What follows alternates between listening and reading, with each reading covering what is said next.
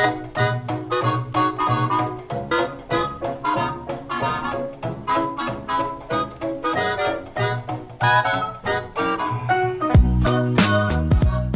and welcome to Movie Film Studios, the only podcast that takes you inside the mind of two film studio executives as we unravel and then re-ravel the best that Hollywood has to offer. I'm Isaac. And I'm AJ, and today we sat down in the Movie Film Studios lounge room theatre and watched a whole bunch of trailers that we're now going to unravel and then re-ravel for your viewing or listening pleasure. But before we get into that, and I do like that you've branded my lounge room as a lounge room theatre, at which you get a plaque made up and put on the wall. Yeah. We could even have the Memorial Theatre. In honour of the Memorial Theatre we once owned. Yeah. Okay. The Memorial Theatre Memorial, I think, would be a fitting tribute. Box office report. Yes. So last week we put together that fantastic couples romantic comedy date night film, which was not called Date Night. It was called Book Club. How did that go, AJ? So, bad news. You know that we tried to get Amy Poehler and Will Arnett back together. Yep. We weren't going to shoot them together. We were going to shoot them separately and then comp them together. That was the plan? To say the same lines, and it would look great. It would feel very, very creepy. Unfortunately, they found out that we were going to do this. Was it Tina Fey? Yeah. Tina Fey dropped by, realised that that Will Arnett was there, figured out that Amy Poehler had already shot the lines there and started talking to her about it. It was a big brouhaha. They got their own lawyers involved. And what it all boiled down to is now in our contract for making this film, we are contractually obligated to only use any of the new offspring that Will Arnett and Amy Poehler create if they get back together. So basically what's going to happen is we're going to have to wait until they get back together and then have another kid, and then for that kid to grow up and become an actor to then complete our film. Oh, that's a really bad legal deal. I know, but this is what happens when you don't have 50 floors of lawyers. I had to do all the legal papers. I didn't know what I was doing. It shows. It certainly shows. Well, that's like a 25-year hiatus on... is there no way we can, cut their scenes together in a way, or use existing footage from old material that they've been in to, finish the film off? Look, we could. We could try that. We are now essentially a one film studio. This is all our money's riding on this. We have to get this to screen as soon as possible. Yeah, I know. I think we're going to have to do some editing wizardry. We're going to have to get in a stand-in and Peter Cushing, Grand Moff Tarkin there, Will Arnett or Amy Poehler's face onto them, or potentially some sort of mix-up of the two. Yeah, can we mash the two of their faces together? We need to get this into screens, whatever it takes. Okay, if we CGI their faces together and do a face mash-up, yes, then we can create a whole new legally distinct actor. And that saves us waiting for them to create a whole new legally distinct person who is half of one and half of the other. I've tried paying for them to go on dates as well, and they refuse to do it. There's no chemistry there apparently anymore. Oh, okay. So I don't know what to do. This is what happens, okay? I can't be blamed for all this. I'm not a lawyer. There's roadblocks in the way, and we at Movie Film Studios never let them hold us back. We burst through them, and this is one problem, and we're just going to have to keep on going, whatever it takes. Nicolas Cage was fine, by the way. He's done all these scenes. He shot them all. He shot 2 hours worth of reel, even though he's only in the last 15 minutes. I know, exactly. It gives us so much choice. I know. And the supercuts on YouTube are all his crazy acting. Yeah. He does some really, really good acting, really great takes that the directors don't use. Yeah. So it's just really straight. I mean, he's a consummate professional. He does a range of takes. Mm-hmm. He offers critiques on his own acting. Yep. He's very receptive to criticism, and it's just such a pleasure to work with. I know how to fix this then. We get him back in the studio. He will do the motion capture for our Amy Poehler, Will Arnett freakazoid actor. He does have a mashup. very Will Arnett body type. He does, yeah. So maybe, in fact, we might not even have to do it with CGI. If we just prosthetics his face up a little bit. Gary Oldman him. Yeah,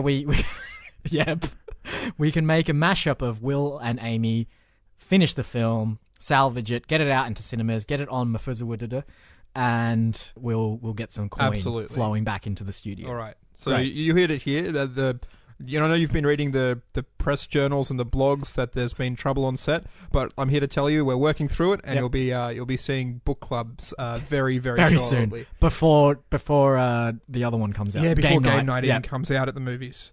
All right, so let's get into the trailers that we watched this week. We've obviously got to beat these big studios to the box office. Yes, we do. It was the Super Bowl on Monday night, and sports were played. I say Monday night. It was Monday in Australia. I believe it's Sunday night in America. Mm-hmm. Obviously, Super Bowl renowned for the ads. Lots of like little snippety, trailery bits during the ad commercials. All of them sort of say afterwards, if you want to watch the full commercial, go to youtube.com or go to our website. I'm like, you cheap studios, like, we have a longer trailer where it's so expensive, guys. It's so expensive. Here's a little bit of it. Can you please come to our website and watch the rest of it? I'm like, screw you. And then obviously we went to the website and watched the rest of it. Hey, can we do that for theatre releases now? Can we have like half of our film play in theatres and then say, to see the rest of it, that's not tune into Mafuzza to do it costs a lot less for a trailer block in a movie that, like, so we're not going to be able to pay for the full screener. So we put snippets of our movie as trailers, which I suppose is what trailers actually are. But say, if you actually want to watch the rest of this film, pay for our subscription service. It's a great idea. Monetize. Well, if we can get them to pay to watch the trailer and then get them to pay to watch the film, exactly. I think that's where most studios go wrong, because you're not charging for the trailers, but I think we should. We'd double bill it. Yeah. Okay, so one of the trailers we watched this week was, of course, another chapter in the grand Star Wars saga, and that is Solo, a Star Wars story, following on from Rogue One, a Star Wars story. Solo deals with the exploits of a very young Han Solo and his rise through the ranks, I guess, of the... No, that doesn't make sense. Not the rise of the ranks, but just sort of his origin story. Yeah. So I believe from the... there's two trailers. Again, there's the Super Bowl spot, which is like a 30-second ad, and then there's like a minute and a half trailer. Now, I saw the Super Bowl ads during the Super Bowl, and it kind of gave me tingly goosebumps because I'm like, ooh, all my characters. You have...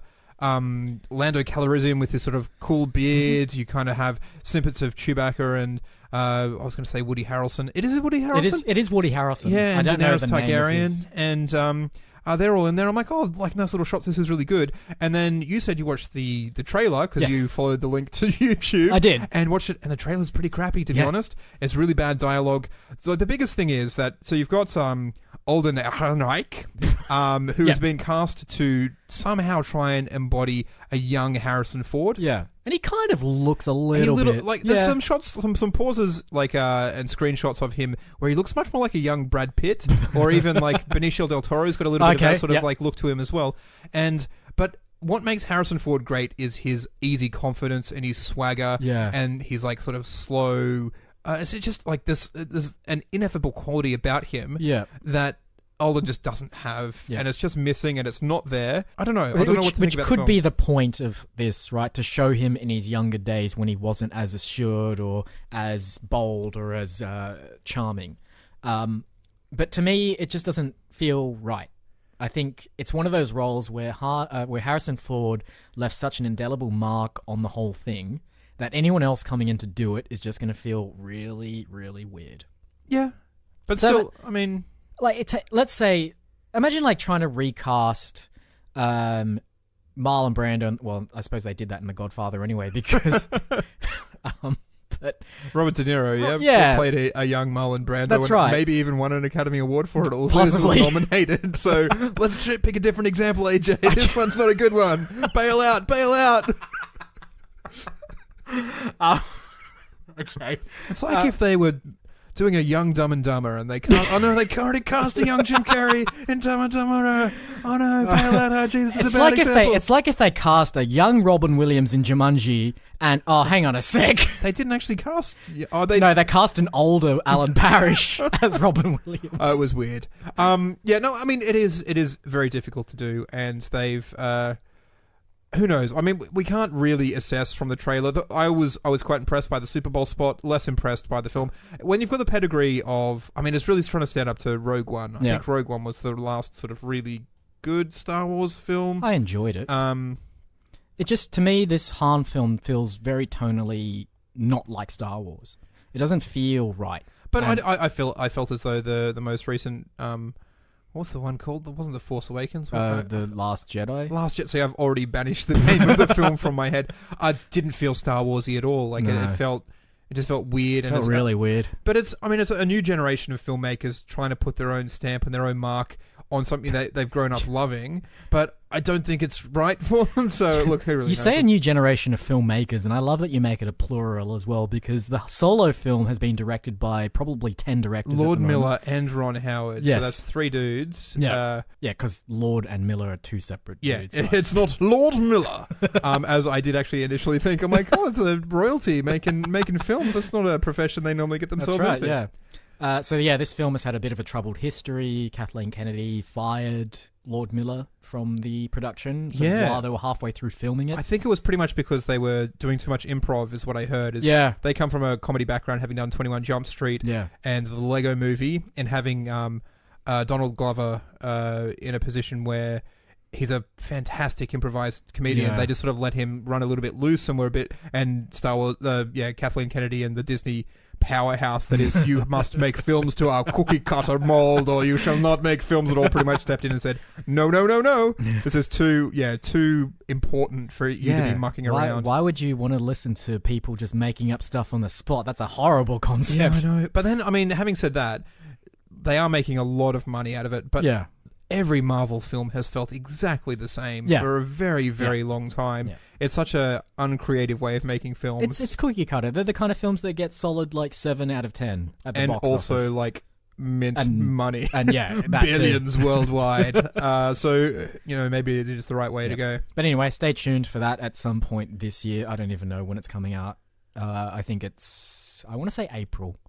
Really? I would have put it... that seems a bit early for the American summer holiday blockbusters. American summer. Yes, May. There we go. May the 4th even. There we go. Perfect. Revenge of the 6th. Yes. All of those Star Wars days. The 4th or 13th awakens. No? Sure. I'm sure someone will come up with a number for all of them eventually. Okay. The next trailer off the ranks is... Skyscraper. Yes, indeed. Which is a Dwayne Johnson... I want to say vehicle, but I think Liam Neeson has the monopoly on vehicle movies. So it is an action film where Dwayne Johnson plays a security expert who's come in to analyze the world's tallest building, 250 stories, over 1 kilometer tall. Yep. It's a vertical city, I believe they sort of describe it as, because it's contained in there thousands of people and everything. You probably never even actually need to leave the skyscraper in your entire life. Everything's there. Yeah. And they bring in a ex-FBI SWAT team guy who has lost his leg, so he's a single leg amputee. To come in and analyze the security. He brings in his family. The family is staying there. Terrorists attack the building. Apparently. They set it on fire in the middle, and all of a sudden you have a mix of Die Hard and the Towering Inferno. And in the center of it is Dwayne Johnson trying to protect his family. Yeah. Which is a plot point and a concept we've heard 1,000 times before. The difference now is that we've got Dwayne in there. Exactly. Which has got to add some kind of positive attribute to the whole experience, right? I feel as though Dwayne Johnson is in love with action movies of the 90s, and he's just like, I wasn't a film star in the 90s, so I couldn't make them then, so I have to make them now. Yeah. So he's done San Andreas, which is your sort of like... Earthquake Roland Emmerich kind of 90s film. He's done this, which is, Die Hard. He's doing one called Rampage, based on the video game of the same name, which again is just action-packed. And it just feels like... So there was a point where the Bourne films came out and they sort of changed the way that the action genre is shot. It's no longer your big muscly Arnold Schwarzeneggers with guns shooting all the bad guys. It's much more sort of stealth, superhuman close combat fighting. It's the kind of like lithe, sort of not weedy, but kind of like you are fighting desperately to stay alive and to gain the upper hand. You don't ever feel like you're in a position of power. And I guess Die Hard is kind of like that, but Die Hard kind of reverses that by giving John McClane the quippiness and the kind of wit to get by, whereas Jason Bourne is sort of 2 seconds from death every 5 seconds. And it feels like that sort of Krav Maga, sort of like, where it was highly trained, incredibly violent, deadly, precise, whereas the Arnold Schwarzenegger and the Stallones with the bulldozer. Big muscles and I'll shoot you until you die from it sort of mentality. Yeah. I kind of miss a little bit. I'm glad I don't need it all the time. Dwayne The Rock Johnson's movies are there as dessert. Yeah. So it's like, you know what? I don't feel like thinking in a film, and I do want to see lots of terrorists be thrown out of windows and fall a kilometre to the ground. Also, that'd be great now. I want to see gags where Dwayne uses he's got a sort of prosthetic leg. He does, and I'm fairly certain he will use it at some point in the film if the trailer is any indication. And I kind of want to see what he's going to do with it, because I know he's going to throw it at a crook at some point and scone them in the head. And that's always fun. We always love appendages being thrown at people. I reckon there's going to be a scene in the film where the bad guy just like is like, "You're not getting any closer," and shoots him in the leg. Yeah, and it's just sort of goes ting. He's like, "Guess again," and like charges at him or something. Like he's gonna use it as like a decoy. Or is he gonna drop and pretend he's been hurt? Ooh. And then like sneak up on them and go, "Surprise, motherfucker!" Yeah, and then like snap their neck. I think both of those are actually going to be in the film. He's going to do it to one terrorist and then like go up to the next level, because I think the film's going to be structured like that. Like he has to make his way from the ground floor up to the top, and there's 250 levels and 250 bad guys with quippy responses that he has to take out to rescue his family. If the film is like that, I'll be very happy, because I have not seen a film like that for a long time. When was the last Die Hard? That was a good 92, 93, maybe? The last Die Hard film. Oh, right. I'm actually thinking the last good one, which was Die Hard with a Vengeance. Sure. I completely forgot that Die Hard 4 and the Jai Courtney Die Hard... No, hang on. Which one was... Jai Courtney was Die Hard 5 and Justin Long was Die Hard 4. Yeah. I legitimately thought when you said the last Die Hard, I went 1, 2, and 3. That's all that exists. The only thing... I have to say this, actually. The only thing that sort of makes me think that this film won't be like those films is the trailer is missing the trailer voice guy. It is. And I haven't heard that guy for a long time. Did he? He passed away. No. There's a documentary about him called In a World. And it's about his life. And but there are other trailer voice guys. There are other trailer voice guys, but I think as a sign of respect, they all sort of retired. You just know that when his voice comes up and says something like "In a world," you know that the next shot is going to be some action hero making some kind of quippy remark or some kind of action sequence. Yeah. And I miss that. It is at the time. I mean, we can't live in the past. We do have to move on at some point. It's nice to revisit it occasionally. Yeah. But I think it's due for a comeback. I think so. Yep. Anyway, next trailer that we have for you today is... another Netflix trailer. So Netflix seems to be churning out the original content.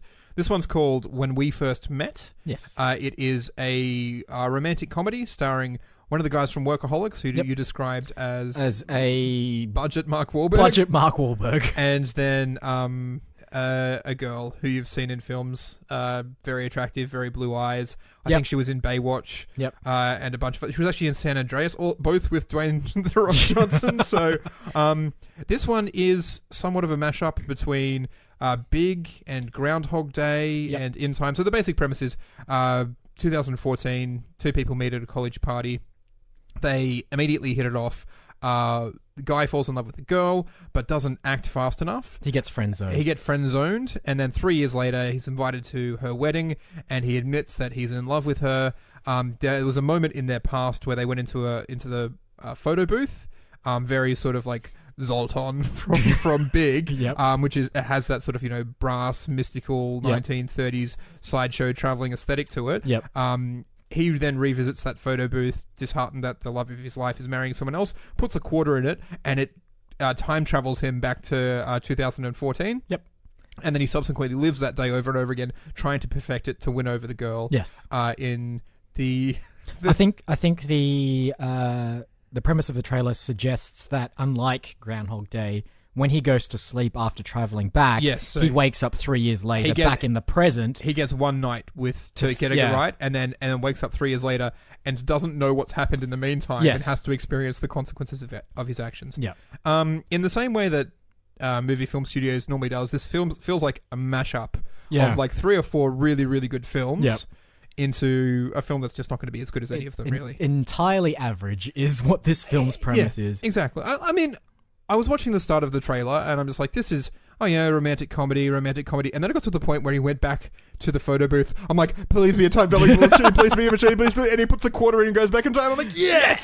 This is exactly what I wanted from this film, because there was a point there where I'm like, they're taking this too seriously, and it's going to be a crappy, girl wins over the guy, and then when they went, actually, it's time travel, and it's Back to the Future meets Groundhog Day meets Big. It's all your favorite 80s films all rolled into one. Exactly. I personally, these are the kind of films that always star that schlubby kind of guy. Yeah. That guy that's like... The Joe Everyman. Yeah, but the kind of Joe Everyman that's also a little bit arrogant. Like, I'm too funny for my own good. I frequently get into trouble for sort of mouthing off at other people. People kind of look at me weird because I say weird things, and then I fall over and do that kind of stuff. And if you like that kind of shtick, great. If you don't, it's one of those films where you will hate every moment of it. And that's where I'm kind of thinking. If you don't like discount Mark Wahlberg as a comedian... Yeah, he's been in, as I said, Workaholics, and Someone and Dave Need Wedding Dates with Aubrey Plaza and Anna Kendrick, and wasn't awful. He's also in that other Die Hard film that we were talking about last so it's the Die Hard parody where it's the stoners meet Die Hard. Yeah. Which is a bit weird. Like, when they're doing stoner comedy reboots of a franchise, it feels weird that they come back and also going to do a serious Skyscraper version of that same franchise. But well, maybe it's just the rights have gone up for an existing film, and a whole bunch of studios are just sort of nipping and taking it. Do ideas lapse into Creative Commons? Probably not the same way. No. You can't call it Die Hard, but so long as it's parody laws, then sure, everything's great. Okay, so that's a whole bunch of trailers there. Now it's funny that we now have to pick a trailer, but anyone that's listening to this already will know what film we're about to choose because it's the name of the episode. But that's true. I legitimately don't know. I had that thought today. How do other people know what we're going to choose? I don't even know yet. I had that thought today, and I thought, that's lucky for you. You don't have to put up with the whole what are we going to do? Whereas we have no idea which one we're going to pick right now. All right. Now, last episode, I chose the film that we were going to re-ravel in our own image. Isaac, I'd like to pass that particular privilege onto you this episode. So we'll recap. We have a prequel of a beloved sci-fi character. Yep. We have a classic 80s style action film. Yep. And we have a genre mashup romantic comedy. Yes. What are you feeling? What's cooking up in that brain of yours? What do we want to send up to the green room right after we pick? I really can't pass up on a classic 80s action film. Yes. I think it's ripe. It is absolutely ripe. All right, so before we go any further, let's just go for a stroll to the shed. Do you pin up any more green things in the shed? I started painting it. Okay. So some of the green stuff I've had to pull down so I can paint. So you're going to have to watch out for that cacti in the corner and that little puppet Kermit the Frog that I have there because I've had to pull down. But I haven't had time to paint the rest of it. So slowly feeling more like home. Don't let the fumes sort of get to you either. But anyway, let's go for a walk.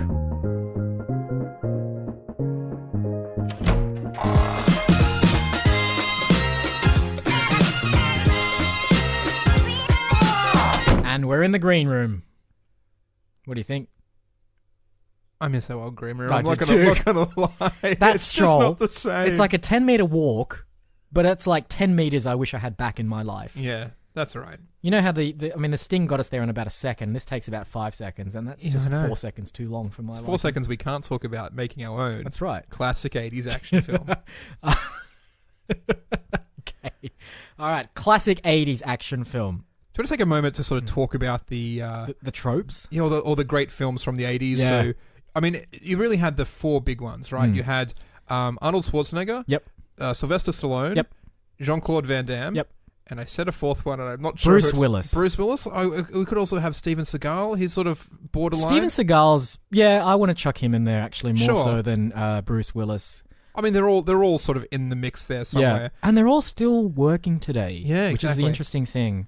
Now, we don't want to really tread on the same ground that they did a sort of... The Expendables film series. The ensemble cast gets together.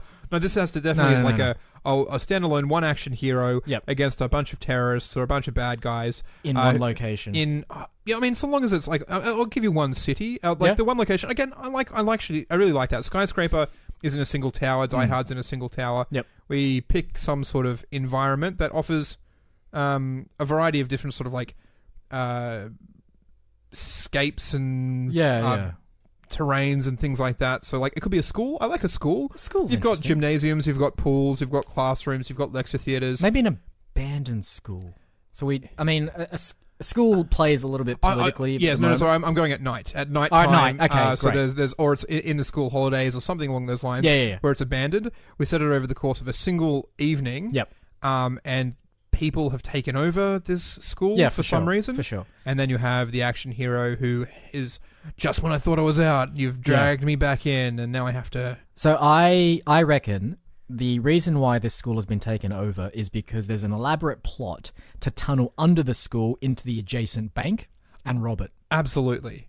I also think one of the school teachers is a government scientist who is hiding out there from there. And I also think that there's a radio tower which has a link to a laser satellite that's only accessible from the school as well. Okay. Why does this school have so many things? So hang on. Is it the same? Is it one group of criminals who want all of this, or is it 3 separate groups of criminals who are going for one of each of these things, and they all converge on the same night inadvertently? Absolutely. Yes. That's absolutely what happens. Okay. The question is then, do we have 3 action heroes, or we're trying to solve 3 separate No, plots? we have one. One action hero. One action hero. Okay, right. And he's just sort of like, I've finally done it. Oh no, there's a second plot going on. Yeah. So like every time he thinks he's sort of making progress, he's suddenly made aware that something else is happening that's completely separate to the thing he's dealing with right now, and it's all happening inside a charming small elementary school in Middle America. Which is called Joe Every School. Okay. Because I love the idea, like the exasperated action hero is such a great trope that kind of like, you escape by the skin of your teeth, and you're sweating and you're bloody and you're bruised, but you have no choice but to pick yourself up and keep going. The kind of like Roger Murtaugh, I'm too old for this shit. Too old. Yeah, that kind of aesthetic whereby you're just inundated with stuff, but you're like, I have to do this. Pull up your socks, roll up your sleeves, get the job done, go home afterwards for a nice cold beer. See, I mean, I like it. I like the one hero who saves the day, but for the emotional stakes, you have to have like friends that get killed along the way. You have to have the Carl Weathers that get sort of shot in these very sort of slow motion bullets riddling his body as he stays on his feet kind of moment. And it becomes a great revenge story after that. So what if we make it initially? So our action hero has a buddy. Are they janitors at the school? Yes. Ex-military buddies who for some reason are working as janitors because they can't get any other jobs. Yep. And like, they're sitting in the break room with the mop, sipping a cup of coffee, telling their old war stories. And his mate is one day from retiring from being a janitor. And otherwise he doesn't get his pension. His janitor pension. Yep. I love this idea because it also justifies the fact that the two of them were housing like their old weapons in a secret room in the school as well. But the way it should work as well is that part of the film is going to be a journey to try and get to that secret area because they're nowhere near it when the terrorists, criminals, evildoers get there. Yeah. So it becomes they've locked themselves in a certain area and have to get there. Yeah. So that's the guys who are the terrorists who are trying to capture the secret government scientist who's working as a science teacher? Or is it the robbers who are tunneling into the bank? Or is it the guys who are trying to hijack the aerial to get the satellite to control the space laser? I think it has to be that one. The space laser? Space laser. Because that's the stakes that kind of require 2 former military janitors to go and get their weapons. Yeah. And to take them down. And then everything else should happen. So they find out that the school has just been raided. So it's nighttime. The science teacher is working late, so we deal with his or her story later. Yeah. So it's late. They suddenly realize that the school's been taken over. They realize that they hear through the air duct system because we need to have an air duct. Oh, absolutely. Scene. They hear through the air duct system. There's both an air duct scene and a sewer scene and a bank tunnel scene. And it's all just this oversized guy who's been constantly forced to be crawling through spaces he doesn't fit in. So they hear voices in an obviously foreign accent that isn't Russian, that isn't German, that isn't anything, but just sounds foreign Doesn't sound American. That's the whole point. Yeah, but it's not traceable. Get me in to do my generic European? You'll get you to do the dubbing for it in the same way that they dubbed Goldfinger's voice in the 1963 film of the same name. The actor that played Goldfinger, they actually dubbed because he couldn't speak English. Oh, really? Yeah, he's Dutch, right? Sure. Maybe. Sure. Whatever. So we'll get you to do the exact same thing for our nondescript European terrorists. I mean, the other way of doing it is just have, like, a terrorist from every country in the world. Oh, yeah. So, I mean, again, we're not saying... They're not really terrorists. They're mercenary, criminal... opportunists. Robbers. And so we take ever 360 countries, 270 countries, wherever it is. All one of each? One of each. They all have equal representation within the film. Yep. And then also, we can then make it one of, like, the highest body count killing films ever made. Yes. Because, like, I don't think Arnie's only ever really killed, like, 180 people in a film. If we have one person killed from every country in the world, we're going to set records. Yeah, of course. And then the final one should be an American. So, like, the final, like, head honcho dude. No, he's just like woman. So the superheroes, the superhero action heroes. What country were you born in? And the guy's like, none. I was born in space. And he's from the satellite. Oh, he's from the satellite. Yeah, of course. And he's a person of no country. And somehow he has no accent either. So you just cannot pick what country he's from. He's got a blank accent. Exactly. I don't know how. I don't know how to do it. I have no idea how. We'll have to computer generate that voice. Yeah, exactly. Yeah, so he speaks like a satellite, basically. Exactly. In like weird beepy, boopy kind of language. Sure. Like, yeah. and he's just trying to get home. That's right. That's the twist. That's the twist. Oh, and then they have to have that moment, where the action hero is like, oh my God, what have I been fighting for this entire time? What have I been fighting for, yeah. Yep. So, great. I think there's like so much action. All we have to do, the plot is again a little bit complex, but the good thing about action films is the moment that plot starts to develop, you just throw in some explosions, you throw in some gunfights, you throw in some grenades, and people are like, this is what I came here to see. We have 360 countries or 270 people to kill in this film. There's no time for exposition. There's no time for plot. Yeah. Well, the thing is, every time you start one thread of a plot, you're going to have to start another one for the next, for the other criminal group to start doing. So we're saying that there's going to be 3 criminal groups, and we're going to split up the 270 people equally between those 3 groups. Absolutely. Okay, great. And then we just murder every single one of them. And all of them have on-screen deaths. I think that's one of the things, like, you look at a film like Independence Day, right? Millions and millions of people supposedly die in Independence Day, but they never actually have on-screen kills. Like, to actually break the records for most violent action film ever made, you actually have to see each individual person die on screen. Oh, and they need to have, like, a death quote as well, or a death line, so that we get to see and hear their accent. Yes, because we can re-record the Wilhelm scream 270 times with each and every accent. At every accent. Can a scream have an accent? Absolutely. Okay, great. This is a lot of Foley work we're gonna have to do. For Absolutely, this film. I love this. This is such a great idea. Okay, what we're gonna have to do is we're gonna have to cast this thing. Absolutely. So the 270 actors that we need for the villains and the crooks, that's fine. We can get anyone. Absolutely. But the important characters are going to be born from a satellite evil duo, our main action hero, and then our buddy action hero who unfortunately dies halfway through. And also, I think we can cast the scientist and the scientist. So there's 4 main roles there. 4 main roles plus 270 extras. So I think we start with the action hero. Yes.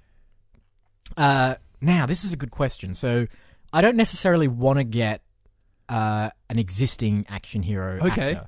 I think it's that whole, like, let's bring back Bruce Willis, or let's bring back Jean-Claude Van Damme, or let's bring back Steven Seagal. We're not bringing back Steven Seagal. Have you seen him lately? He's puffy. He is awful. Officially Russian. Apparently, oh yeah, that thing too. With him as well, if you shoot him, if you ever look at any of his, like, more recent films, he's only ever shot from the neck up. They never actually shoot him in full anymore, because he just doesn't look like an action hero.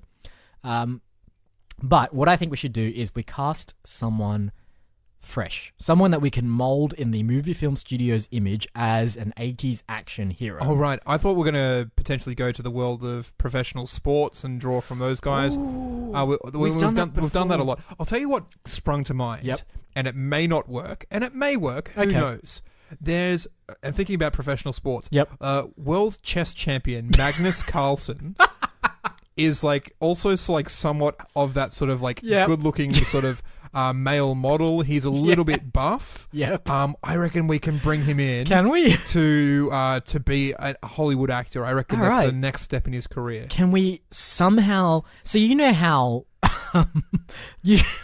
when you cast a wrestler or a UFC fighter in a film, they generally bring with them their experience of those worlds, and they kind of integrate them into the action of the film. Yes. Yeah. Can we somehow bring Magnus's expertise into the film? Absolutely. How do we do that? You have like traps that go diagonally across the gym and just wipe out everyone. Yep. Okay. And it's just like, it's like a subtle reference like, oh yeah, he definitely took the King's Castle with a bishop move. That's a great one there, Magnus. Yeah, we need some like great one-liners as well, like shotgun to your head. Yeah, that's not bad. Again, checkmate. I'm not sure, like, when Arnold Schwarzenegger was first doing action films, like, we're going to have to work in the fact that he's a bodybuilder into this. It's like, looks like I'll be pumping your iron. I actually don't know. That's really quite bad. But you know what I mean? Like, they didn't actually necessarily work that all in. But I think we do. But we need some of it. Because, again, whilst a phenomenal choice casting, people aren't going to recognize him by his face. And so just the first film that he's in, like pretty much all of the one-liners are chess references. Yep. Well, I think as well, there could be like a nice, cute little scene where he's walking in the cafeteria of the school, and it's got like a black and white checkerboard tile pattern as well, and he starts really cool. moving. That's very, just very a nice little chess move. There's a whole action sequence in the cafeteria with the black and white check floors. Oh, okay. Imagine this. Black and white check floors in the cafeteria. All the white squares are rigged to blow. Oh, that's fantastic. So he can only move on the black squares diagonally like a bishop. That is perfect. That is utterly perfect. All right. His best friend offsider. I've had an idea. You get to choose, but it's going to be a dead actor, and we're going to CG his face on. And because initially I kind of thought that if we're going to do like a chess sort of themed thing, like what's the offsider to the main guy? It's the Queen. Let's get Freddie Mercury. Let's get Freddie Mercury to play his best friend offsider. I'm like, we can't do that. He's dead. Tell that to Peter Cushing. And so, like, I mean, it's possible we could. Okay.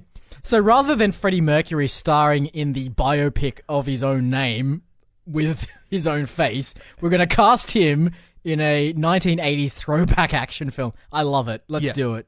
As Magnus Carlsen's best friend, offsider, ex-military janitor, dies halfway through the film. How does he die? I don't know. He needs a really cool death. It has to be like that sort of self-sacrifice. Imagine he's lying there on the ground, like shaking. He's like, "Leave me, Magnus." Yeah. We're not going to call him Magnus, but whatever. And then it's sort of like the bad guys come up on him, and he rolls over, and he's got like grenades all over, and he pulls out the pin, and he takes out pretty much, all of.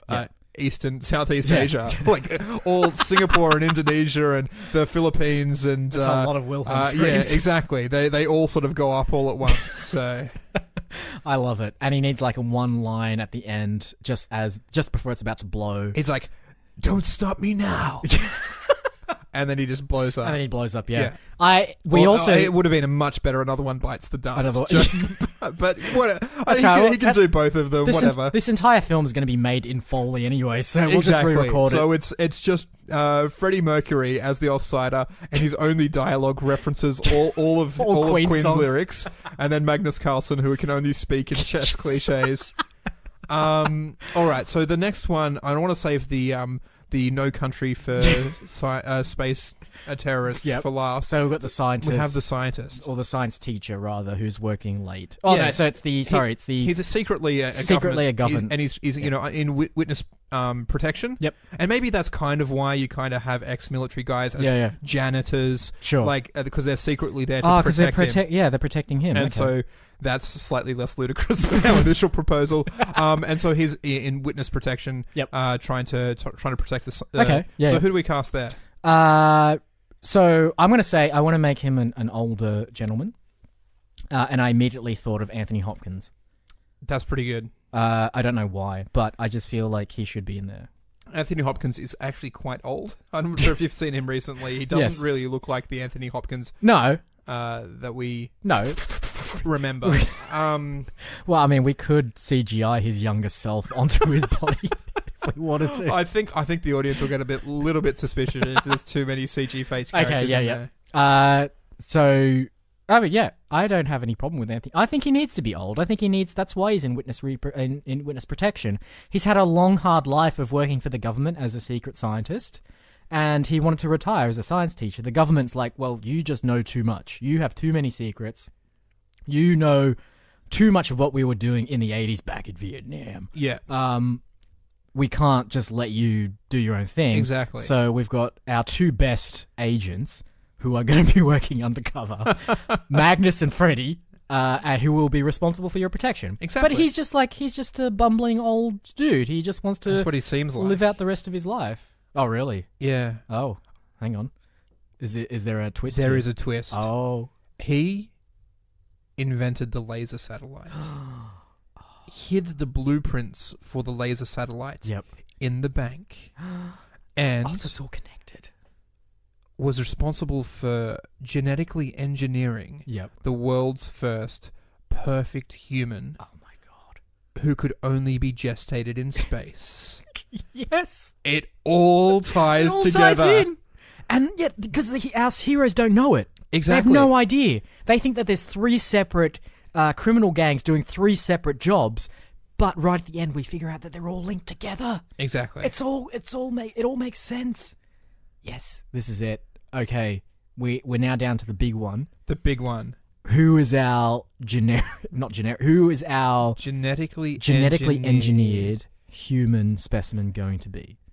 I mean, to me, this is the case for CGI, to be honest. But more than happy to cast someone like Paul Bettany came to mind because I'm thinking of him in the Da Vinci Code. Didn't they shave him and make him? Yeah, an I was albino? thinking of Scarlett Johansson Okay. in Ghost in the Shell. Yep. As that, but I actually quite liked your suggestion there of the first ever completely CG character. Yeah. So there's no motion capture. Yep. There's no voice acting. Yep. There's no facial scanning of modeling or anything like that. Yep. Everything is generated by a computer algorithm. I love it. And you know how we do the voice?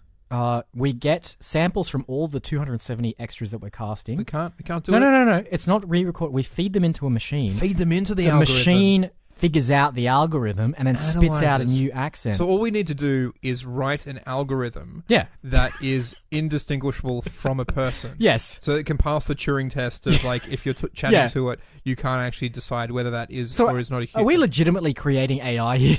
We have to. Okay. We absolutely have to. A self-aware, self-conscious computer program. Yep. Otherwise, this, we can't, have the first completely... Okay. We don't even have... This is the thing. We don't even have people who are doing modeling of that character. Yeah. The AI has to be intelligent enough to choose its own physical representation on the film. It creates itself. Exactly. And, okay. So we're going to have to feed in the script as well. Yes. And any footage we shoot so they can get an idea of what it needs to do. So we have to shoot the entire film without that in there and then feed that data into the algorithm. Yep. And it will put it in as it sees fit. Yep.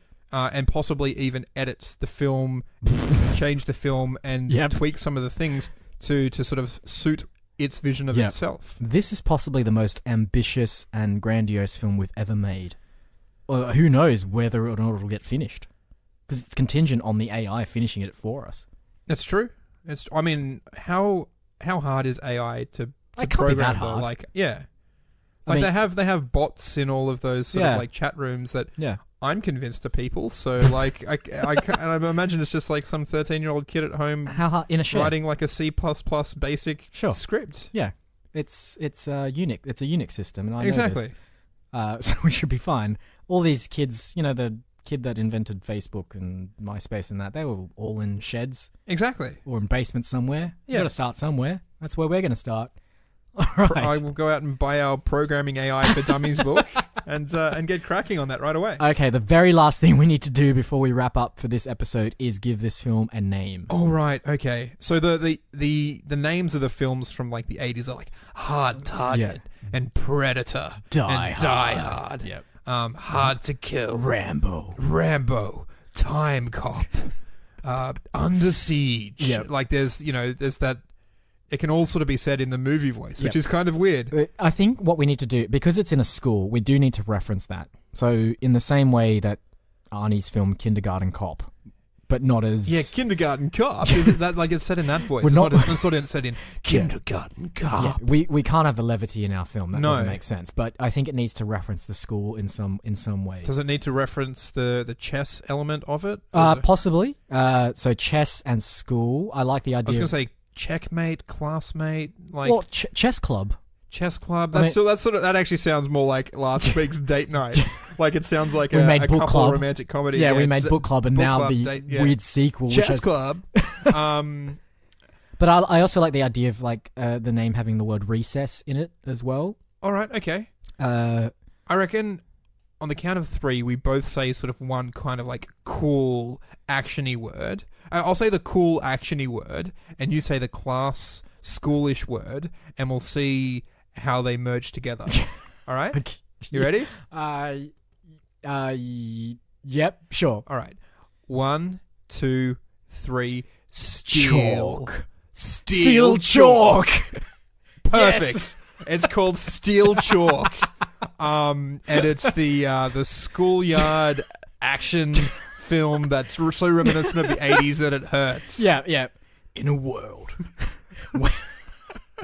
where not even your school is safe. Run away from the lasers. Yeah, no, we'll have to reincarnate Mr. Movie Voice. Yeah, we will. He absolutely needs to run the trailer for this one. He does, yeah. It's the kind of film that does need the inner world at the start of it. We can't have a trailer filled with the dialogue actually in the film because there's not going to be much of it anyway. Exactly. Most of it really is just going to be screams in different accents, so we can't have that in the trailer. We do need a voiceover.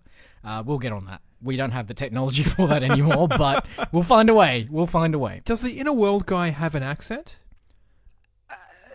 It's like grizzled American. Yeah, it is. I suppose it is very American, yeah. But like in a deep sort of baritone grizzle that it sort of masks the accent a little bit. Yeah, Let's hope the AI doesn't go, well, I'm just going to grizzle my voice until it's incomprehensible, because then that's what no accent is. Who knows? Oh, we'll have to subtitle the AI's characters' dialogue then, because I mean, wouldn't that be more interesting from a It definitely gives us more scope with an international market if the AI is not specifically speaking English. Yeah. And not any language, really. It's a language that, well, to be honest, like if we did create that AI, it may not communicate in English. It might communicate in a language that we don't understand. Exactly. It's so smart it's created a language. Or maybe it's created a language that subconsciously everyone understands. Well, yeah. It's not English, but when it speaks, no matter if you're a native Mandarin speaker or French speaker or English speaker, you just know what's being said. That actually makes complete sense, and that's how that AI was able to wrangle 270 representatives of the planet. Because they were able to speak to each and every one of them without speaking their language. Exactly. So it just says one message, everyone understands it, they all rally towards the AI. I think it's perfect. It's great. You don't have to write 270 letters of offer of job offers. You just have to write exactly, or just film yourself doing one, and 270 people come in. Just flock to you. Yeah. All right. What was the name of this film? Steel Chalk. Steel Chalk. Coming soon. Coming soon, indeed. I think that's a wrap. I think so too. Any housekeeping for this week? Yes, indeed. We are on the web. We are moviefilmstudios.net, where you can find all of our previous episodes, some bios of us, and our Mafuzawudada page listing every single film we've made. It's a grand list, that one. We are on Facebook. Like us on there, and have a look at the emoji clues we put up just before we launch every episode. Yeah. Try and guess this week's episode. This week's if you can, one. even though you're already listening to it and therefore have already guessed it. I don't know what I'm going to do for Skyscraper. I have no idea. Skyscraper was Skyscraper was the kernel which birthed Steel Chalk. We have to get it out we'll at the figure movies before Skyscraper takes all our business. We'll figure it out. We're on Twitter. We're at MovieFilmStudio. There's really no point on using Twitter because it's only there to let you know when a new episode has come out. Exactly. We're not good at social media. Yeah, join the Facebook group. That's where the action's at. Yeah, that's where all the action's We'll put up the trailers we've watched, so again you can watch them beforehand and sort of know what we're talking about a little bit. And we are on Podbean, we're on iTunes, and pretty much any other place where you get podcasts. So go out there and listen. I suppose all that remains is to once again thank you all for listening to the episode this week. I've been Isaac. And I've been AJ. Roll credits. March wind